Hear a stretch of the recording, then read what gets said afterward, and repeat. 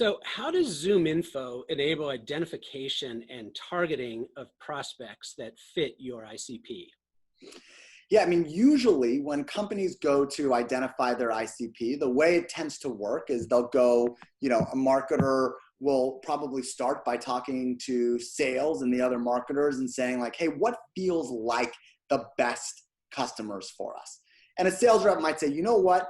I can never really sell when I'm in a big account. This is a Fortune 500 account. We just don't have the product market fit in that organization.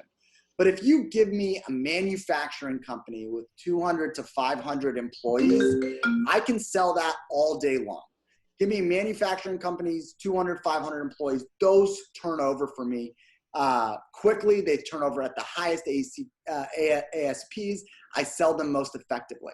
And so when you hear that as a marketer, your first job is to go test that hypothesis. You go into Salesforce or your CRM or your marketing automation tool, and you start looking at, how many leads did we generate from manufacturing companies with 200 to 500 employees? How fast did we close those leads? At what ASPs did we close them? How much of our business is those? And then we're looking at those companies as they compare to the larger, more generic group of clients that we have. And what you miss there are a couple things. First, this type of analytic is really dependent on the data that you're using to look at it. It is garbage in, garbage out. If you're reliant on what your sales rep put in as industry and what your sales rep put in as size into the CRM, the data is just not going to be that effective to do anything on. And a sales rep, and also there are a whole long tail of key data points that you just don't see by looking at a company's website or reading their Wikipedia page. You might get industry and you might get size of company, but for us, for example, we want to know what CRM they're using, what marketing automation system they're using, what year they were founded, when their last round of funding was, whether they're private equity or VC backed, how many salespeople they have, how many offices they have, are they based in the United States or abroad? And so we're getting all of that data from the Zoominfo platform.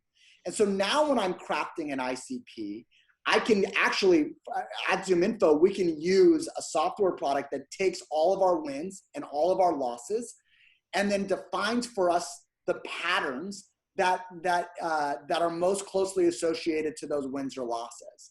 And that's actually how we came up with, size of sales teams, CRM or marketing automation tool, number of locations.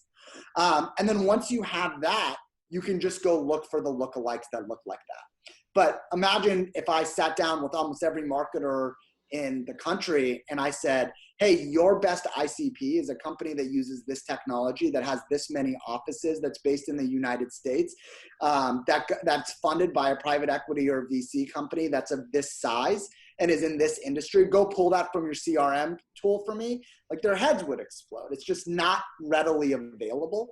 And so having a third-party data provider that can give you access to that long tail of attributes makes your ICP much more precise and targeted. And that's really what we're trying to do with ICP.